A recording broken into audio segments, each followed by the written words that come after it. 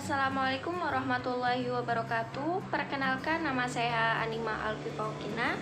Saya dari program studi S1 Farmasi Universitas Harapan Bangsa Purwokerto. Di sini saya akan menjelaskan sedikit mengenai farmakoterapi pada sistem neurologi. Yang akan saya bahas pertama yaitu penyakit epilepsi. Definisi epilepsi merupakan suatu gangguan neurologi kronis yang dapat terjadi di segala usia yang timbul akibat terganggunya sinyal listrik yang ada di dalam otak.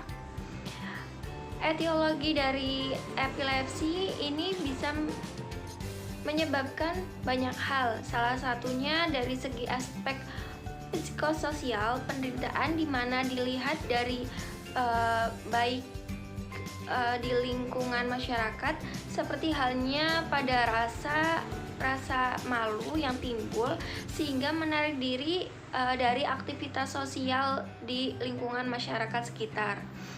Untuk patofisiologinya itu melalui penghantaran rangsang di saraf otak berlangsung melalui dua cara. Yang pertama ada perubahan konsentrasi ion, ada ion K, ion Na, dan ion Ca. Yang kedua melalui pelepasan neurotransmitter atau GABA. Untuk gambaran klinis dari epilepsi, yang pertama bentuk bangkitan, yang kedua ada sindrom epilepsi. Diagnosis epilepsi ada diagnosis epilepsi dan diagnosis banding. Tujuan terapi ada dua. Yang pertama ada tujuan umum, yang kedua ada tujuan khusus. Untuk farmakoterapi pada epilepsi, yang pertama ada carbazepin, yang kedua ada clonazepam, yang ketiga ada gabapentin, yang keempat ada lamotrigine, yang kelima ada oxarbazepin, yang keenam ada phenobarbital, yang ketujuh ada phenytoin, yang ke-8 ada tragatin, dan masih ada obat-obatan lainnya yang dapat digunakan untuk pengobatan epilepsi. Yang penyakit kedua ada status epileptikus.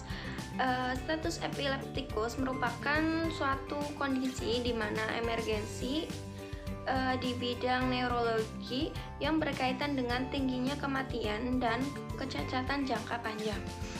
Untuk etiologinya, lebih dari sebagian orang atau pasien status epilepsikus ini pada anak-anak terjadi karena demam atau adanya infeksi sebelumnya.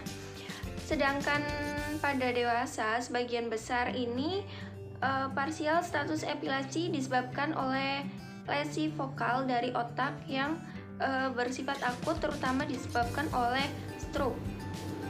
Untuk tipe status epileptikus itu ada dua, dari dua golongan. Yang pertama, dua golongan ini berdasarkan semiologi seizure yang dibedakan oleh menjadi general status epileptikus dan parsial status epileptikus. Untuk patofisiologi dari status epileptikus ini adanya sinyal Y-aminobutyric acid. Terdapat sejumlah bukti yang menunjukkan bahwa sinyal Y-aminobutyric acid atau bisa disebut dengan GABA tidak berfungsi dengan baik dalam status epileptikus, baik sebelum onset maupun selama status. Disfungsi inhibisi GABA ini menyebabkan keseimbangan eksitasi dan inhibisi dalam otak sehingga bergeser ke arah eksitasi. Untuk terapi dari status epileptikus yang dapat digunakan menggunakan obat golongan benzodiazepin dan obat anti epilepsi. Sedangkan untuk obat anestesi hanya direkomendasikan pada pasien dengan subtitle status dan pada beberapa pasien dengan parsial kompleks status.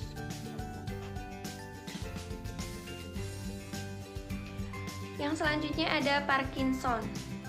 Definisi dari penyakit Parkinson ini merupakan salah satu penyakit yang neurodegeneratif yang paling banyak dialami pada umur lanjut atau pada usia lanjut dan jarang terjadi di bawah umur 30 tahun.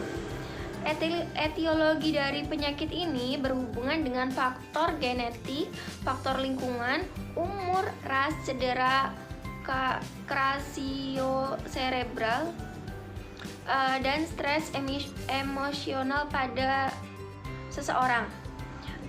Untuk patofisiologinya, neuropatologis utama pada Parkinson adalah keberadaan Lewy bodies yang mengandung asinudien dan hilangnya neuron dopaminergenik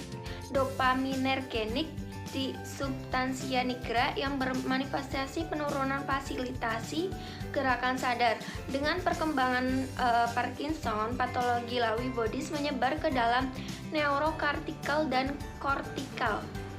Untuk diagnosis dari Parkinson ini merupakan penyakit yang didiagnosis berdasarkan klinis dari pasien. Walaupun merupakan penyakit neurodegeneratif yang umum, penyakit ini dapat juga sulit didiagnosis secara klinis. Untuk terapi dari Parkinson ini, manajemen terapinya umumnya masih secara farmakologi menggunakan level dopa dan agonis dopamin. Obat ini dapat diberikan selama 5-10 tahun pertama dan menjadi standar dalam pengobatan pasien Parkinson ini. Terima kasih. Apabila ada tutur kata dan salah kata yang kurang berkenan, saya mohon maaf. Wabillahi taufiq wal hidayah. Wassalamualaikum warahmatullahi wabarakatuh.